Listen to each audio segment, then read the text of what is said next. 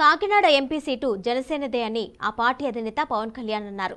కాకినాడ ఎంపీగా పిఠాపురం జనసేన ఇన్ఛార్జ్ ఉదయ్ పోటీ చేస్తారని చెప్పారు.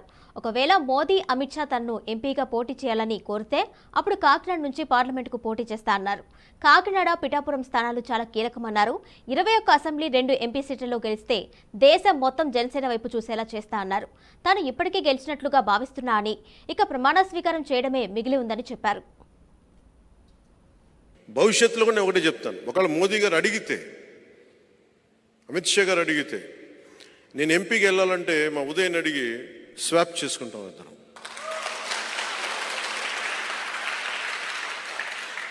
ఈ రోజున మీకు అందరికీ ఇది మాట ఇస్తున్నాను. పిఠాపురం ఎమ్మెల్యేగా నేను పోటీ చేస్తున్నాను. కాకినాడ ఎంపీగా ఉదయ్ గారు పోటీ చేయబోతున్నారు. మా ఇద్దరిని, ఎందుకంటే ఇది గీటురాయి ఎన్నికలు. నిజంగా దశాబ్దం తర్వాత నేను నోరు తెరిచి అడుగుతున్నాను, ఓట్లు వేయమండి, ఓట్లు వేయండి. నేను హక్కు సంపాదించుకున్నాను.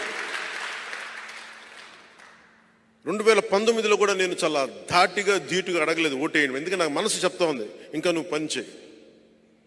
దశాబ్దం తర్వాత పోరాటాలు చేసి అందరి కోసం నిలబడి 4 దశాబ్దాలకు తెలుగుదేశం పార్టీ కూడా వెన్నంటే ఉండే నిలబడి ధైర్యం ఇచ్చి 5 కోట్ల మంది ప్రజలు కోరుకుంటున్న ఆకాంక్ష, ఒక ఐక్యతతో కూడిన ఒక అలయన్స్ ఉండాలి. ఎన్డీఏ అలయన్స్లో తీసుకొచ్చిన తర్వాత చెప్తున్నాను, ఈరోజు నన్ను గెలిపించండి.